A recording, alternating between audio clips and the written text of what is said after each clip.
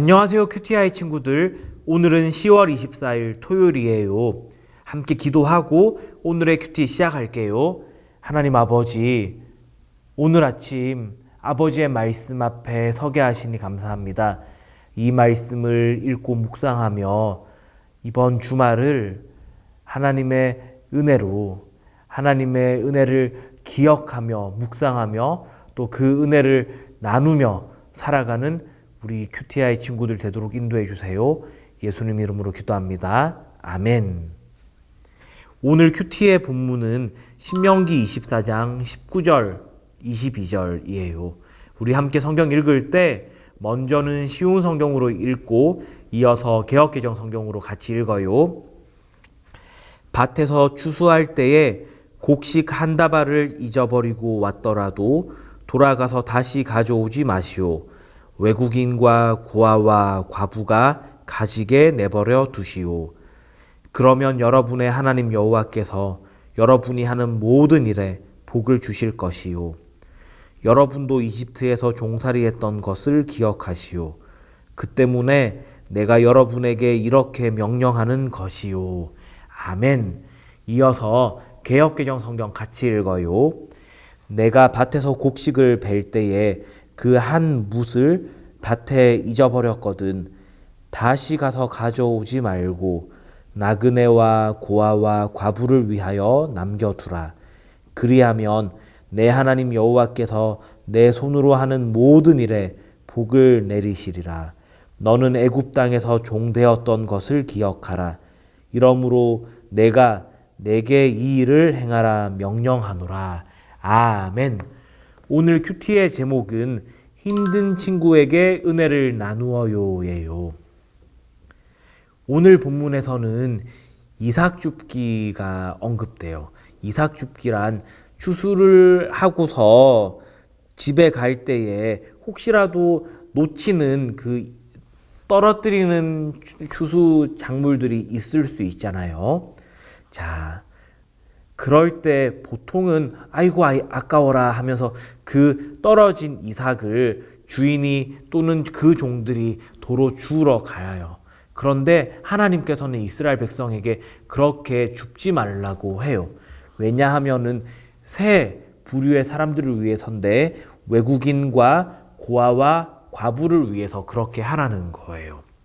그리고 이것은 하나님께서 이스라엘 백성이 애굽에서 종살이 할 때를 기억하며 너희도 그때 그렇게 힘들고 어려웠잖니. 그러니까 꼭 이 이삭은 내버려 두렴. 그러면 고아와 과부와 나그네 이 세 부류의 사회적인 약자들이 와서 챙겨가고 그것으로 끼니를 해결할 거란다라는 얘기를 하시고 있는 거죠.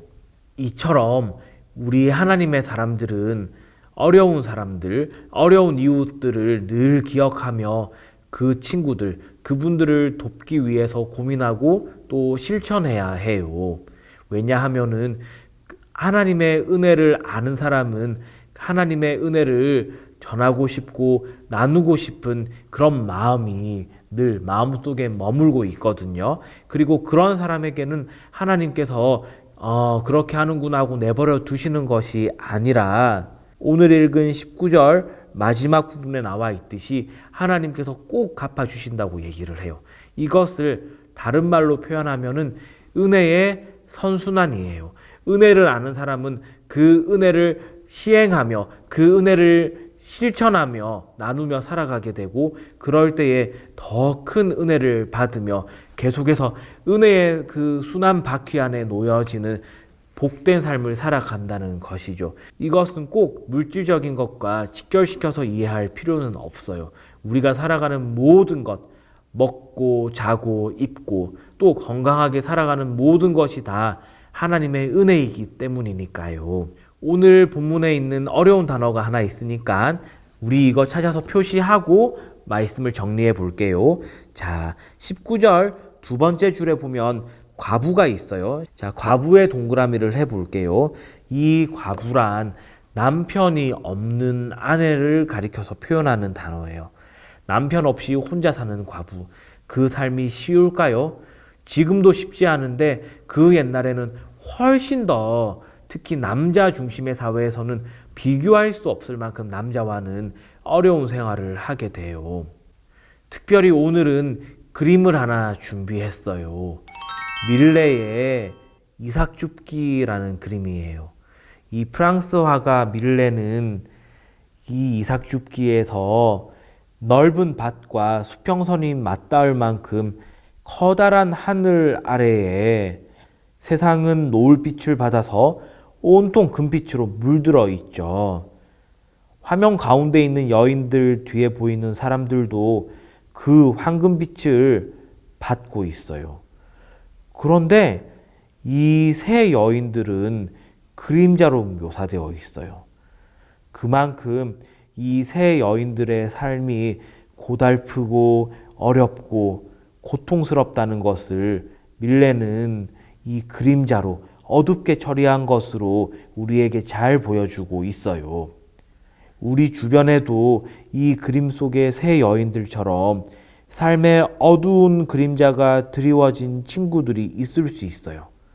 그렇다면은 하나님의 은혜, 하나님의 긍휼을 아는 우리가 도우면 참 좋을 것 같아요.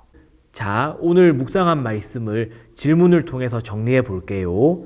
모세는 왜 백성이 추수할 때 외국인과 고아와 과부를 위해 곡식을 남겨두라고 했나요? 이 질문의 답은 하나님의 백성은 주변에 어렵고 힘든 친구들을 배려하고 도와야 하기 때문이에요가 되겠죠. 자, 연필을 쥐고 답을 같이 써볼게요. 하나님의 백성은 주변에 어렵고 힘든 친구들을 배려하고 도와야 하기 때문이에요. 잘 하셨어요.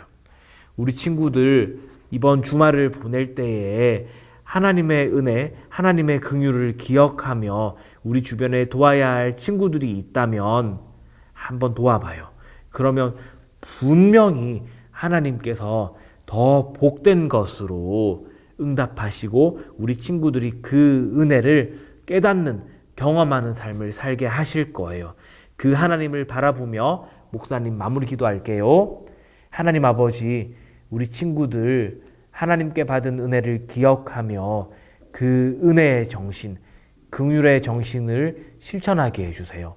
우리 친구들 주변에 있는 도움이 필요한 친구들에게 그 도움의 손길을 뻗게 해주세요.